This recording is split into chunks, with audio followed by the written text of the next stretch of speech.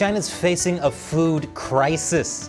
There's one technology that's key to stopping the food apocalypse. But will corruption and ineptitude get in its way? What am I saying? This is China. Of course it will. Welcome to China Uncensored. I'm Chris Chappell. China is gearing up for war. It's building up its military, improving energy production, and beefing up food security. Just in case China faces major backlash from the international community for, say, seeking reunification with Taiwan through force. And I say in case because considering how much other nations kowtow to China, I'm not 100% sure they'd face backlash. So as I've mentioned in a previous episode, the Chinese Communist Party's legitimacy depends on making sure it can feed China's population. So it makes the CCP nervous when China's farmland is in serious trouble. That's why Chinese leader Xi Jinping keeps saying over and over that food security is an important foundation for national security, and that we must reinforce the foundations for food security on all fronts. And yet, things aren't going so well for China. I don't know if I've ever said a more evergreen quote on this show. That should be the title of my memoir. Last year's droughts didn't help matters, nor did last year's floods, or all the horrible zero-COVID policies since 2020. But this year, things are even worse. China lost millions of tons of wheat right before the summer harvest this year. This was thanks to unusually heavy rainfall, which caused wheat kernels to suffer from pre-harvest germination, also known as sprout damage, and blight infestations. It was particularly bad in Henan province, which accounts for more than a quarter of China's wheat output. But other wheat-growing regions like Anhui, Hubei, and Shanxi had similar problems.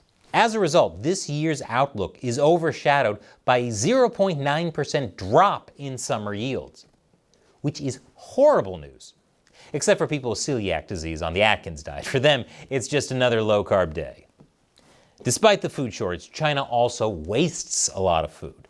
At least 35 million tons of grain, or 5% of China's annual production, is wasted each year during transport, storage, and processing, mainly due to substandard methods. All that food wasted because of poor infrastructure. It's insane. In America, we waste food the proper way, with Jell-O-filled pools. China is passing laws to cut back on waste.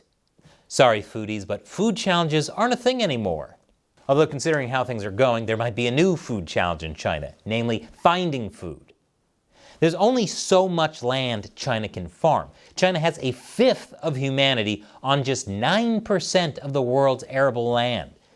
But there is a technology that can save China from famine. I'll tell you what it is after the break. Welcome back. Did you know China has far more people working in agriculture than the US, and yet produces far less? A lot of it has to do with American ingenuity, especially with seed genetics. US scientists have spent decades perfecting seed productivity and durability. China doesn't have that. For example, China produces only about 60% as much corn and soybean seed as the US. That's a gap the Communist Party wants to close. Xi Jinping said if the Chinese people want to hold their rice bowls firmly in their own hands, they must grasp their seeds firmly in their own hands. There's a joke I could make there, but I have too much class. So as with all problems in life, GMOs are the answer. But China has some issues with that. For one, Chinese people have an aversion to GMOs, which is strange considering all the crazy things in food over there.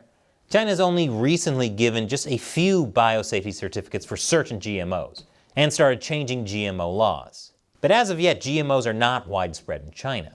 Gee, I wonder why China would be fearful of genetically modifying something and the consequences that can come from it. But innovation is not so great under communism. So even creating these GMO seeds is hard. That's why half of all imported seeds come from the US. And what they don't get legally, they get through theft. According to a 2016 Greenpeace report, some Chinese farmers were allegedly illegally growing GMO corn with strains belonging to companies like Monsanto and others. And my heart bleeds for Monsanto, doesn't yours? To top it all off, China has a problem of, quote, seed-related misconduct. And considering all the affairs top Chinese officials have, there's a joke I could make about seed misconduct, but I have too much class.